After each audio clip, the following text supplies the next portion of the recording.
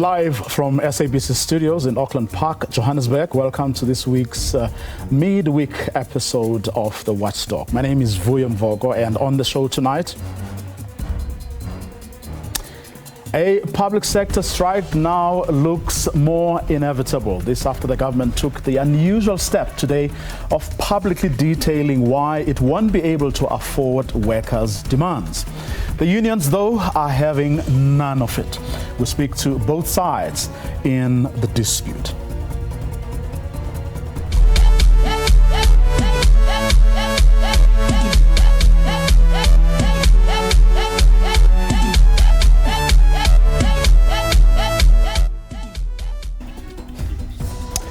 It's World Teachers' Day. We take time to pay tribute to the men and women who prepare the nation's children to face what can often be a cold, cruel, and crazy world. The Watchdog starts now.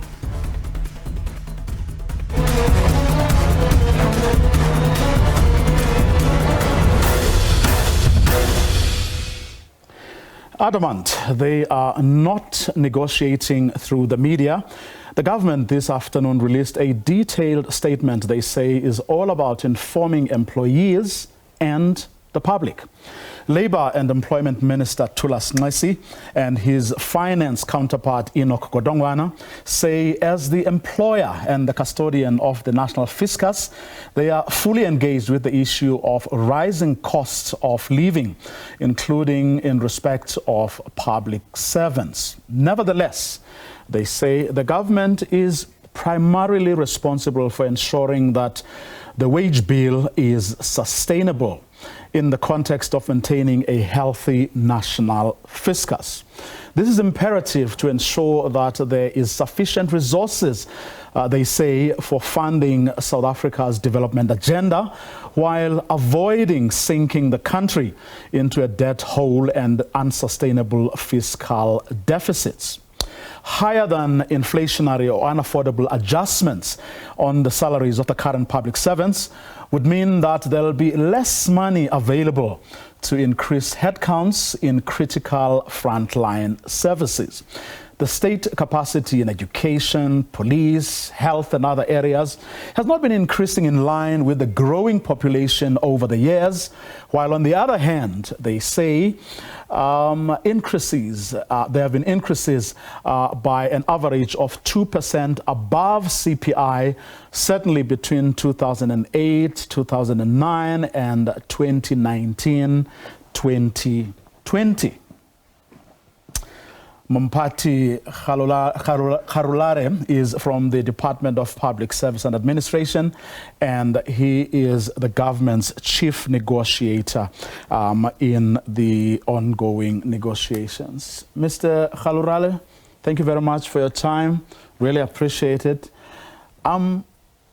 What does this mean? It's quite unusual for government because everyone's been maintaining that we're not going to negotiate through the media.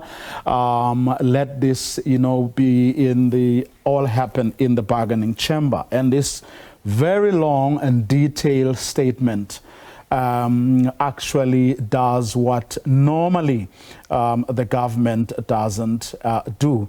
And there are words right at the end, which is where I want us to start, that struck me as I was going through, or after I went through the statement. They say, we hope that this factual narration of the negotiation process will assist the media to report factually and truthfully. Is there a sense among yourselves that up until now, we as the media have not been factual, nor have we been truthful? Well, thank you very much, Vuyo, and good evening to you and the viewers at home. Well, the reason why we have put that statement is that there has been a lot of misinformation that has been peddled in the media.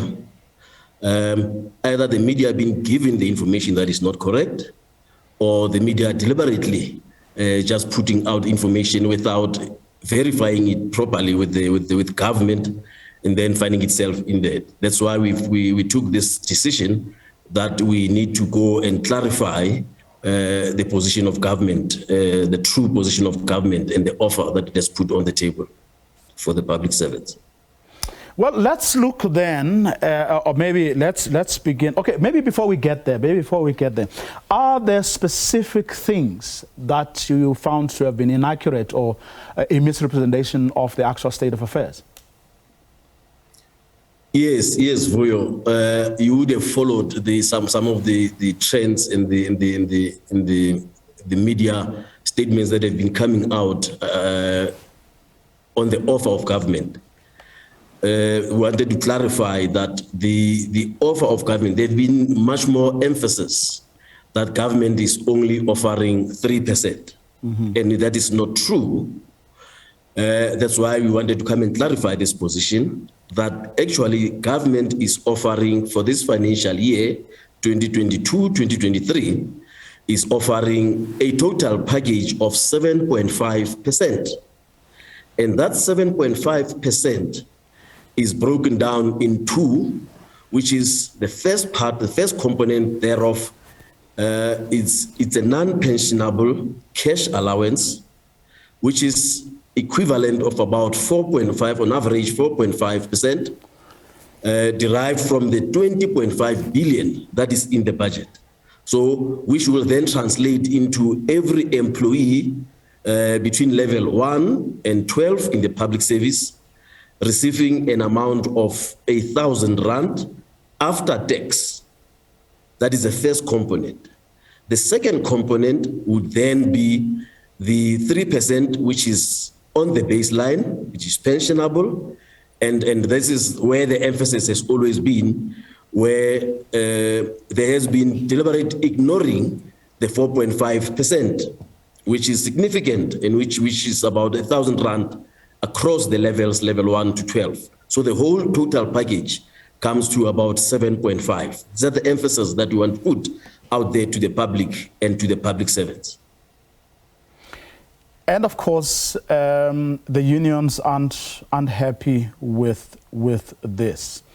What have they been saying to you?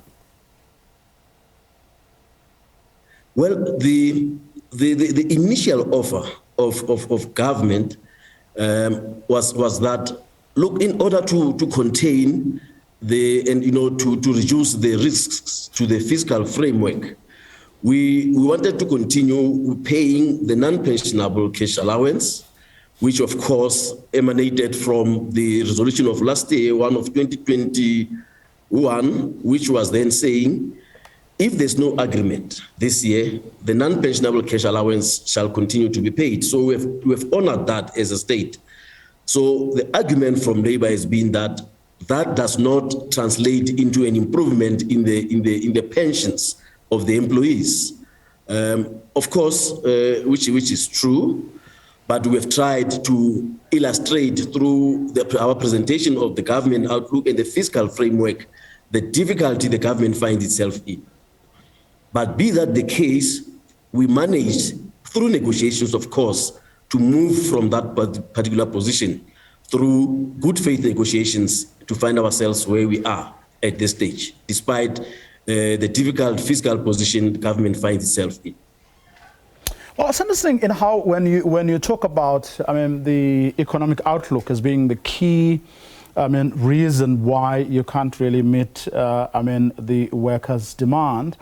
You note, of course, in your statement that Labour did not fully agree with the government's assessment of risks, but did not dispute that the debt burden was significant. What exactly were the specific issues that they were raising around the economic outlook that you presented? Well, one of the issues that they raised, really they did not truthfully rebut the economic position that we had put. But the issues that we're raising, for example, they raised more especially the issue of corruption in government, which we have indicated that government has put measures in place to deal decisively with the corrupt elements that are in there.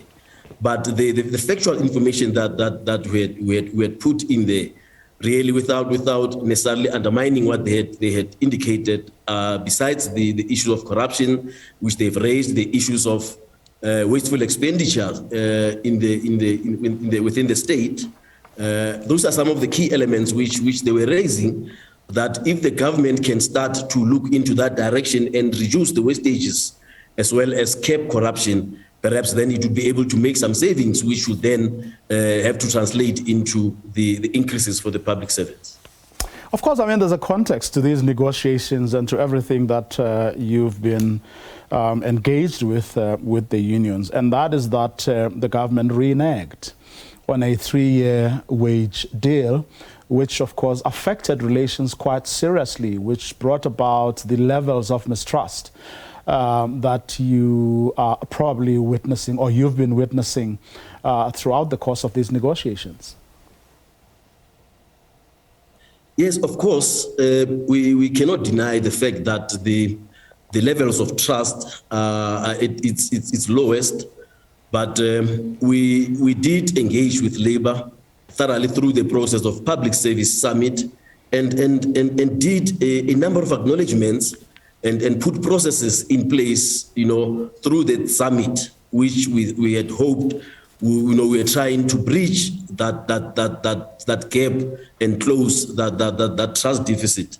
Of course, the issue of 2018 is still a sore point, but we must really indicate that the government did not actually renege, because upfront we had put it to the trade unions that we need to put up some cost containment measures if we were to finalize, implementing that resolution of 2018. But it is the trade unions that then rejected the measures that were put by government and so forth. But we did not hide that particular information. We did put it to them, but they then rejected that, and we had tried to put up those particular measures for consultation, but did not find favor with government until the matters went straight through the courts, and that's why we have even been trying to avoid talking to that particular matter, because the Apex Court made a ruling on that particular matter, and we wanted to close that chapter and focus on future negotiations to try and close the trust deficit that is there. Okay, it doesn't necessarily close the one. But where to from here? Because from what we've been able to pick up, the unions are having none of it, but someone we had organized is not available yet. I don't know whether they're having load shedding or some other problems. But what happens next? What happens, especially if the unions are completely rejecting what has been tabled so far? Well, we can't dictate what happens next, but we remain hopeful that we can still find each other with the trade unions. Our door remains still open, even though we have indicated that we have put our final offer on the table, as I've explained it, of the 7.5% package. But our door still remains open, where we think we can still find each other and show each other the facts on the table to try and close this particular matter and focus in the next round of negotiations. But we remain hopeful that we may still strike a deal. But what you have now tabled is, which I'm hoping we'll be able to put up the numbers, that is your final offer. This is all that the government can afford at present. Yes, and we must indicate, Vuyo, that in the budget for 2022-23, government only had 20.5 billion, which it wanted to distribute through that non-pensionable cash allowance. But through the process of truthful negotiations that we have engaged in, negotiating in good faith, understanding that negotiations is about give and take, we were able to move from that position with an additional 13 billion which the state had to go and look for in order to fund this particular agreement, which means now over and above the 20.5 billion that we had, the state now had to cough up about additional 13 billion, which is taking the whole price tag to about 33 billion over and above what we had, so that then we were able to fund this. So at this stage, as things stand, you're offering a total of 7.5%, packaged as follows. Total of 7.5% offer the continuation of the current non-pensionable car allowance of 1,000 rands for this financial year across all salary levels. The 1,000 rands is the cash that the public servants will have after tax from what you've said. A pensionable increase of 3% across the board. And the offer you're saying is beside the 1.5 pay progression payable to all qualifying employees. Yes, Vuyo, and if you look at that non-pensionable cash allowance, then if you distribute that in terms of the percentages per salary level, you will see that the lowest level, which is level 1, that 1,000 rand actually translates into 13.9%, and the salary level 2 translates into 10.8%, and it slides down up to salary level 12, which is 1.9%.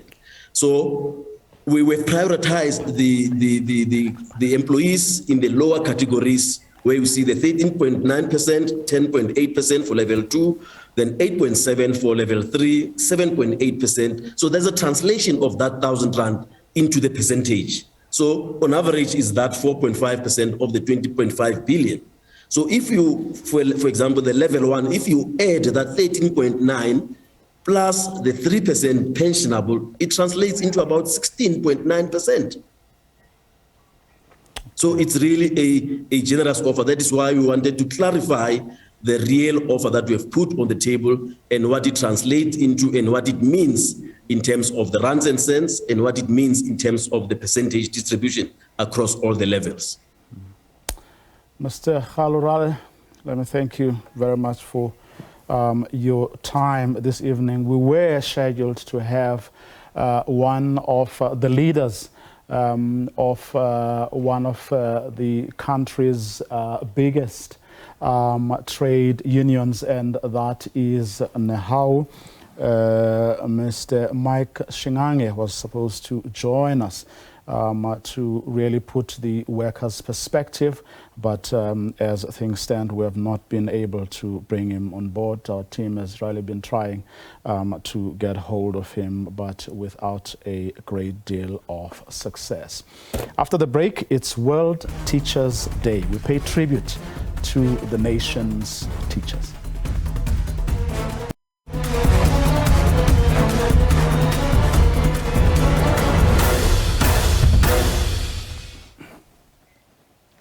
It's World Teachers' Day, a day on which the world's nations pause and take time to pay tribute to the men and women who prepare our children to face what can often be a cold, cruel, and crazy world, but also beautiful, I suppose.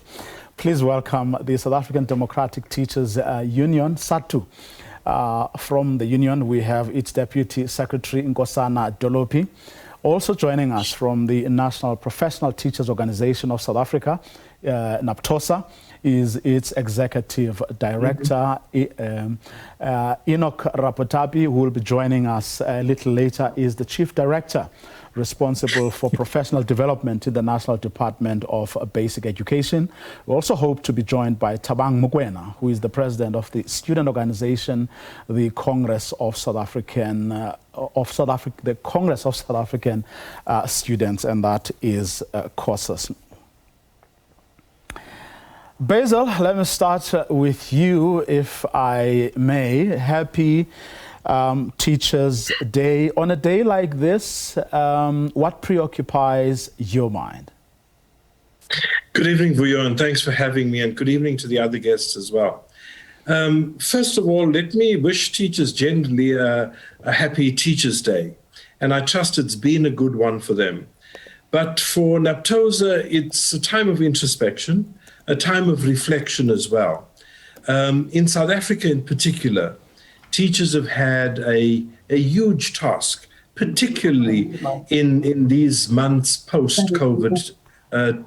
And of course, what we are reflecting on is how well teachers did, what they did to bring the country through it, their contribution to the health and welfare, not only of teachers, but of the millions of children in their care as well. And of course, also to look at the things that haven't gone right so that we can also start addressing those more acutely. So a mixed bag, but it is time for celebration, and there's a lot of good to celebrate. Thank you, Vuyo. Thank you. For you, Nkosana?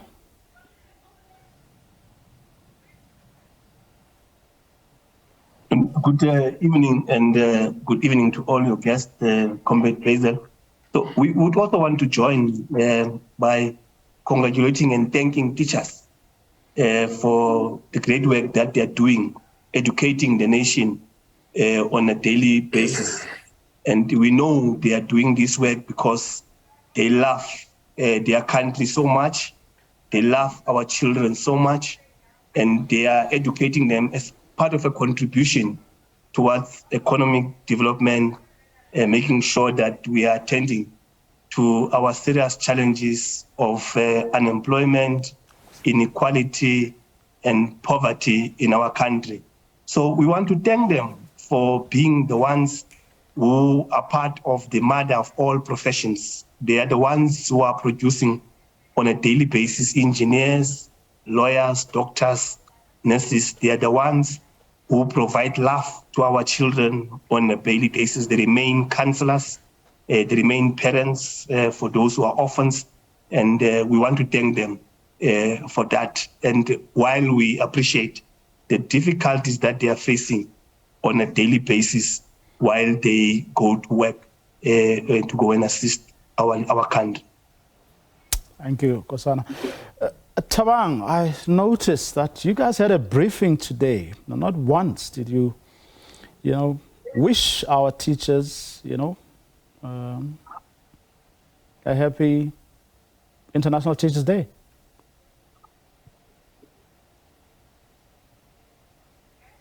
Thabang, are you there?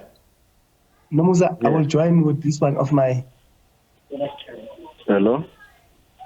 Thabang. Okay, thank you very much, man. Let me start by greeting the guests there and the listeners at home, and outline that the Secretary General of COSAS attended. The Secretary General of COSAS attended the NGC of Saturday, and we have already wished teachers a happy Teachers' Day today. So we can see that we also released a statement today to wish them a happy Teachers' Day. Well, I didn't see it in the statement. I didn't read it properly. But for you, what are the challenges, Thabang, facing South African teachers today? Well, let me not say that challenges facing both learners and teachers today is that the inequality in schools or safety and security, the environment in which they are teaching learners in schools, and to also to say to teachers that they thank them very much for spending their day, every morning with learners and contributing towards the economy of South Africa by teaching young people in schools and giving them their time to teach them and motivate them to be some people in future, because of they produce doctors, presidents, politicians. So you must be thankful.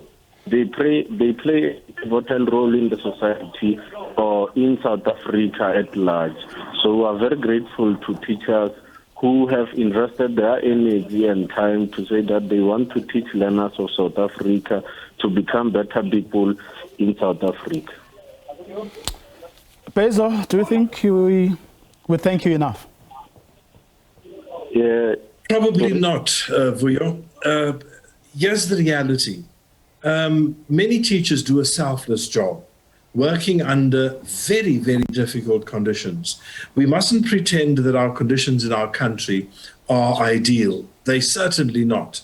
And there are many, many schools where infrastructure alone is a challenge. There are other schools where the location of the school is a challenge because it's difficult to teach at school, where communities have degenerated into very, very difficult places. And our teachers go there every day, soldiering on, and in buildings that are virtually collapsing on top of them. So no, they are not being thanked enough, but our role is to acknowledge them, but also to pressurize the other side that we need to be doing better.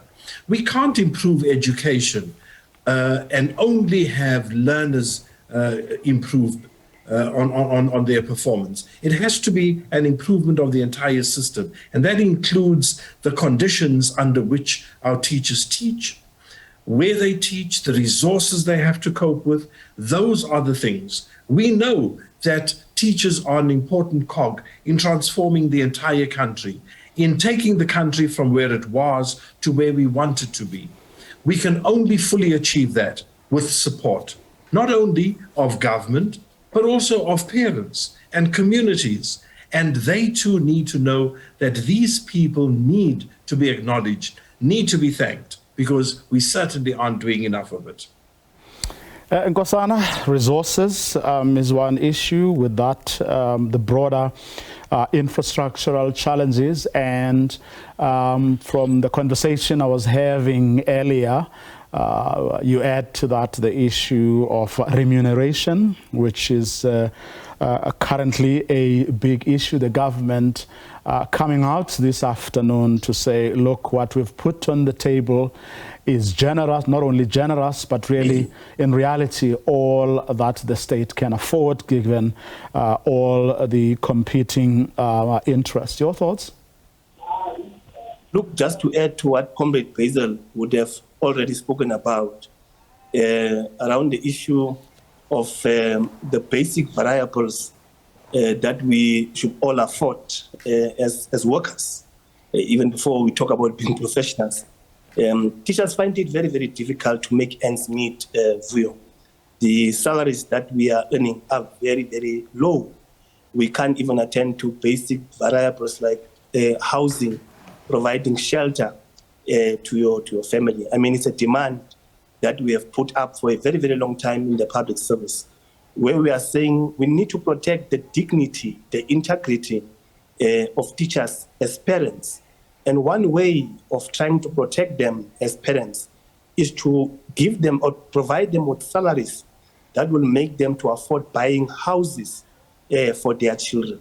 Secondly, it's a variable of health. I mean, we should be making sure that we are paying them a salary that will allow them to afford providing health to their children, to their families, but also to themselves as workers. Question of transport. I mean, with the high increase of petrol all the time, they're finding it difficult to move from home to work on a daily basis. And because of the low salaries that they are earning, I mean, they need to pay for the education of their children. You know now that through the NSFAS kind of scheme that we're having, many a times, many of them don't meet the basic threshold in terms of the 350,000 that will allow them to access NSFAS and be able to send their children to institutions of higher learning. But over and above that, there are serious challenges of violence that these teachers are experiencing at schools now. Gangsterism at schools, abuse of liquor and drugs at schools, being physically assaulted by children and parents at times, some of them being killed even at the workplace.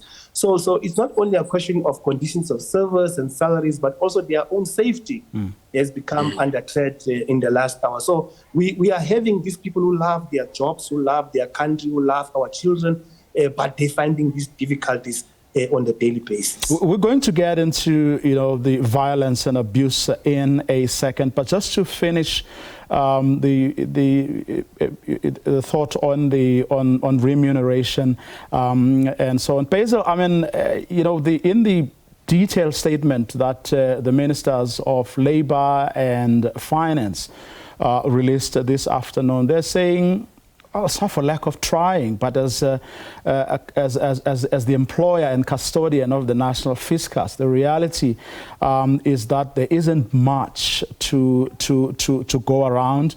They are aware of the rising cost of living, including how it affects public servants in particular. But the fact of the matter is that they say, and I quote, higher than inflationary and unaffordable adjustments on the salaries of the current public servants would mean there'll be less money available to increase headcounts in critical frontline services.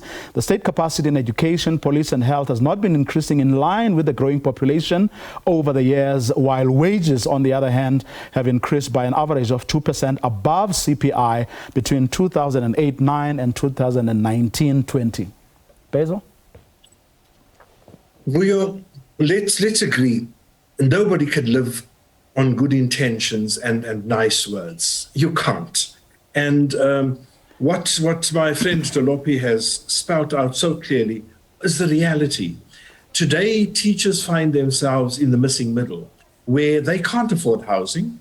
Housing has is out of the reach of many of them. They earn too much to access state housing. They earn too little to be able to afford the bonds higher up.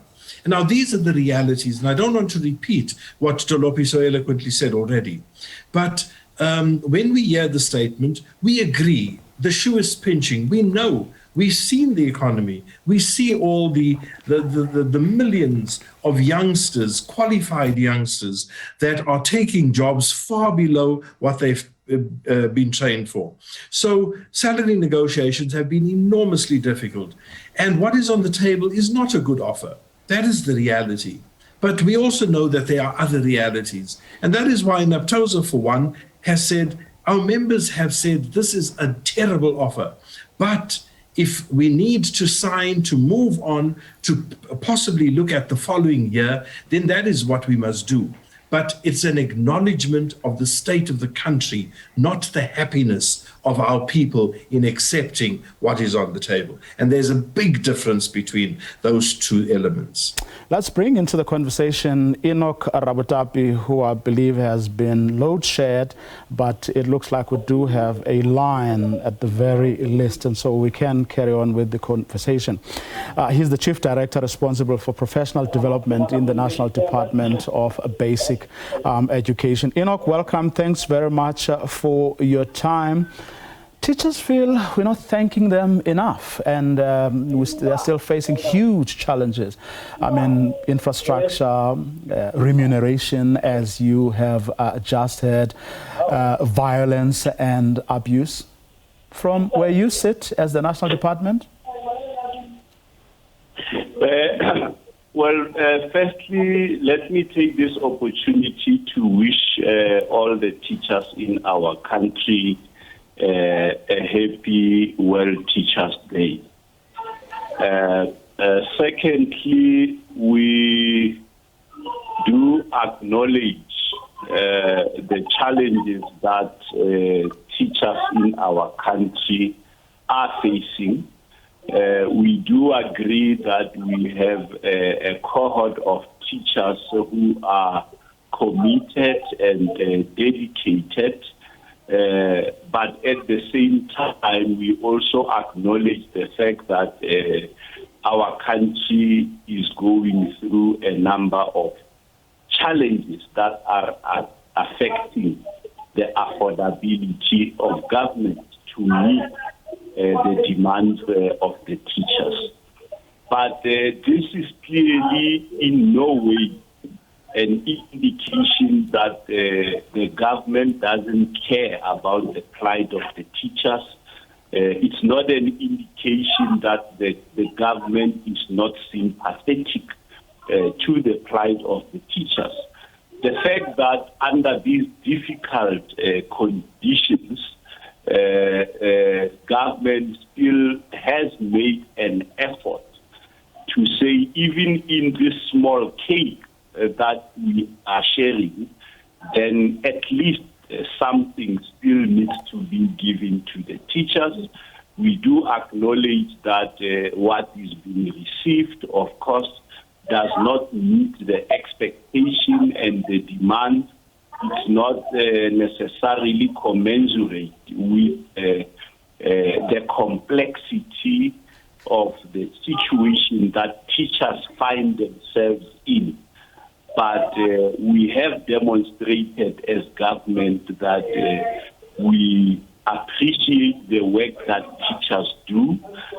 We have demonstrated that we do take seriously the plight of our teachers, but clearly there is a limit in as far as what we can do as government to be able to address all the needs, particularly issues relating to salaries and conditions of service.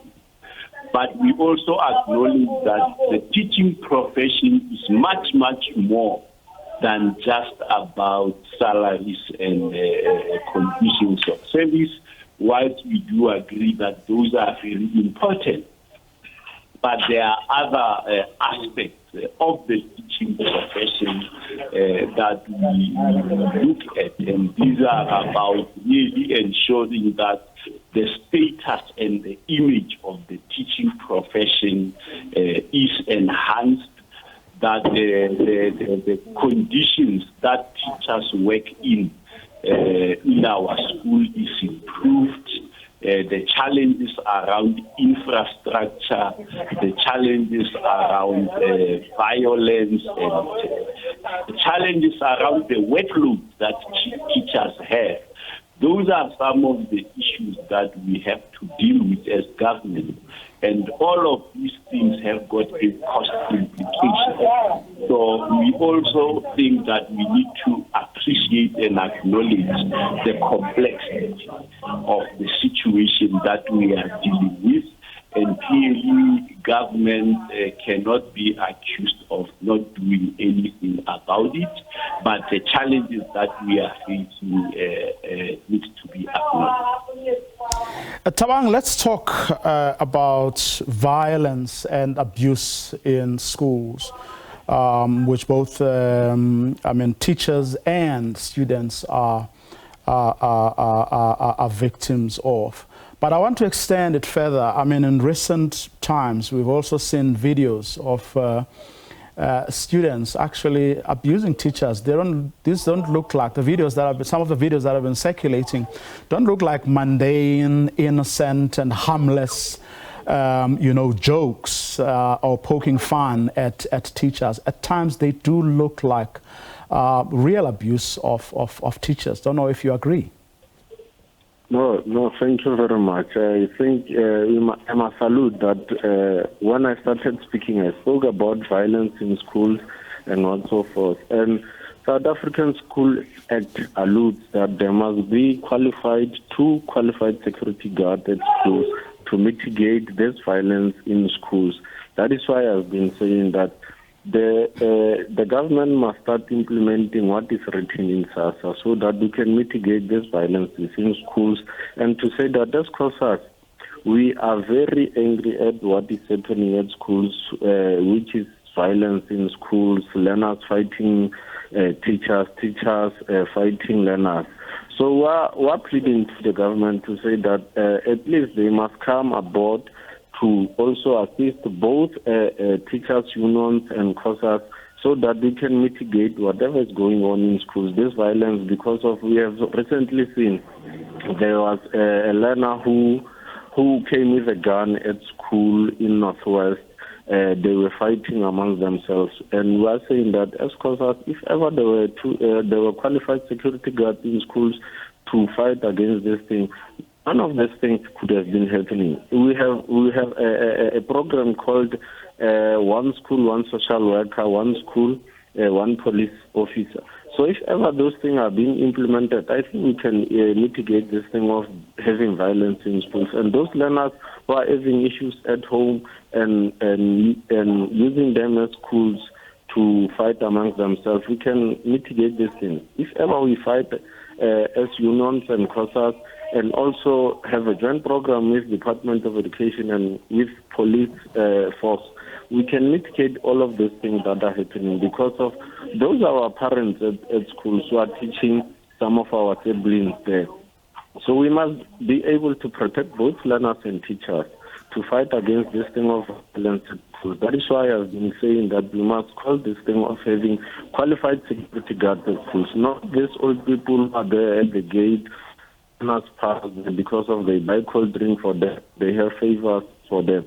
So if ever we have police enforcement and both Department of Education and unions who are watching these things, none of this violence has been happening at schools because of there are proper security guards. If ever you can look, if ever you enter any offices of Department of Education, there are qualified security guards. It's close to 6, 7 in every office. But why? Those people who are teaching our learners and assisting our learners to become better people in the country are not being guarded, or there are no security guards. Ministers are driving with bodyguard blue lights. What about those teachers who are in schools? What about learners who are in schools? What about those learners who are there for education, and there are some learners and teachers who have serious issues, are not guarded or are not given the proper security they want at schools? That's causes who are saying that no, this violence must stop, and this thing between teachers and learners must stop of fighting. Seniors causes who are only there to build a mutual relationship between teachers and learners so that there can be conducive learning and teaching in schools. Well, I mean, I would imagine the Department of Basic Education would have thought of, or at least considered, some of these proposals, Enoch. Yes, the reality is that the problem of violence in our school, it's the way we view it, it's that it is a broader societal problem.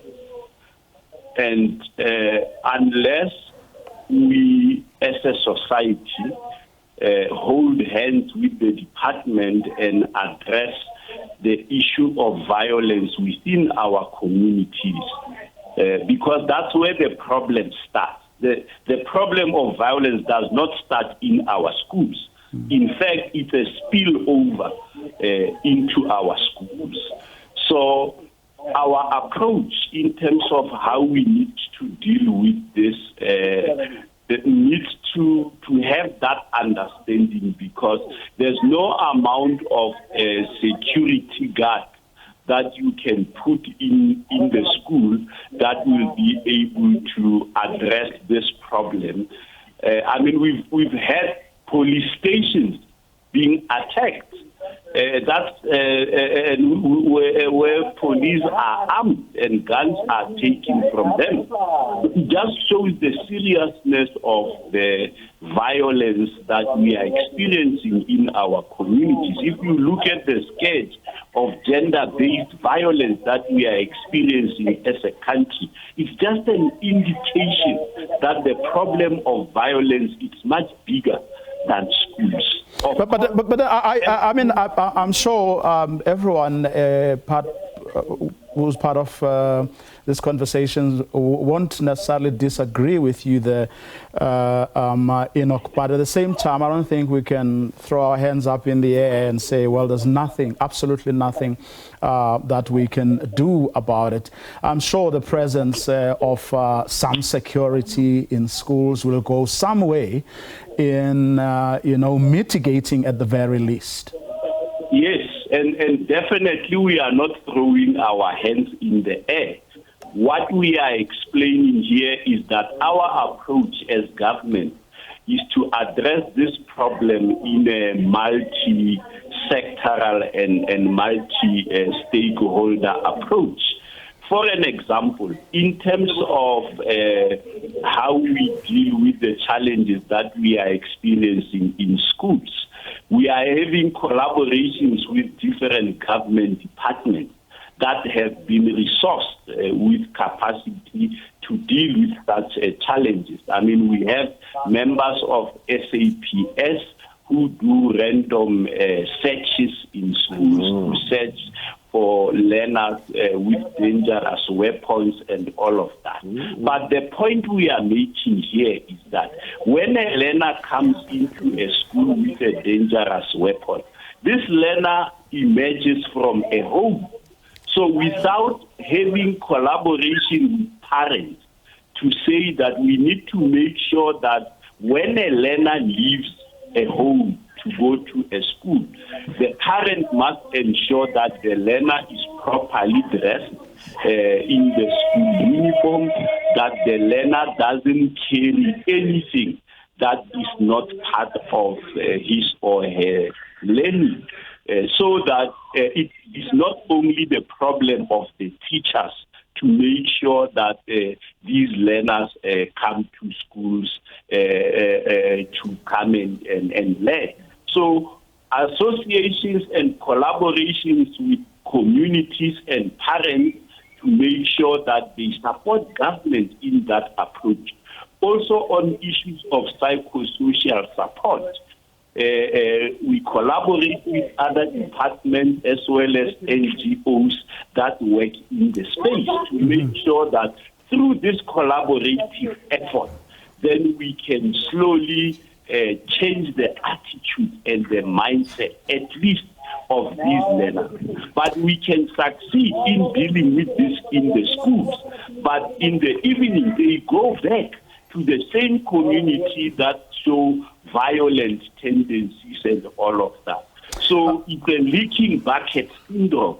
So that's why we say we need to work together as communities to ensure that we educate our communities, we educate our children, so that they need to dissociate themselves from wrong associations. And it's going to be a process that is going to take some time, because changing the mindset takes time. But clearly, as government, something that is worrying us, and we are working hard to try and spend the time. Briefly, Nkosana, I mean, your thoughts on how we can deal with violence and abuse in schools? But even before that, Vuyo, I just wanted to speak to what Comrade Enoch would have spoken about earlier. We want to say, as a teachers' union, sorry, that in as much as we hear what we are saying, Comrade Enoch, but we want to say that teachers don't eat acknowledgement. Teachers don't eat sympathy and appreciation. Acknowledgement, sympathy, and appreciation don't pay the bills of the teachers on a monthly basis. Acknowledgement, sympathy, and appreciation don't pay the fees of our children at universities. Acknowledgement, appreciation, and sympathy don't feed our families, don't pay for our health care of our children. So we are saying, as employers, this repetition is now becoming so boring that every time we meet on the 5th of October, we will hear you saying the same thing. We acknowledge, we sympathize, and appreciation. That can't be enough. You need to show us more love. You need to show us more appreciation through your action, and not coming to present almost like a broken CD, the same song every year that, no, we appreciate them. You don't appreciate them. You don't support them. You don't show them love. Even with the question of violence that I quickly want to talk to. Yes, I agree with you that at least in most instances, violence gets transported from our communities, and then we see these incidents at our schools. But there are some things where we as government are also contributing to forms of violence at our schools. I can cite two for them, or for you just now. Firstly, when we have overcrowded classes, when children feel neglected, they tend to become violent. When they feel like no one is attending to them, that overcrowded class can become a source of violence at schools when children feel like they are neglected. Secondly, the question of a curricula that don't address the real potentials and talents of the children, where all children are driven into an academic stream of education, and you ignore their different talents. When children fail and feel also like rejected by that very same curriculum, that can also breed violence. So there are some things that we are able to attend to, all and above what we are talking to about the issue of the community violence that is brought to schools. But there are practical things that are at schools that we need to address, questions of overcrowding, maybe now coming with this discussion of a 3-stream education system that will be able to address all the talents and potential of our children. Those are some of the practical things that we can also do as a system to address questions of violence. Let me thank all of you for being part of this conversation, and we've only scratched the surface of some of the challenges facing teachers and, of course, their pupils in schools this evening. Hopefully, we'll find time a little later on to actually go back to some of these issues. For tonight, though, this is all we had for you this evening. Once again, we say Happy Teachers' Day to all our teachers. And, of course, it's not always doom and gloom. It's not all about problems. At times, these schools or teachers and pupils can have fun at school, like these ones we are leaving you with. Have a good night.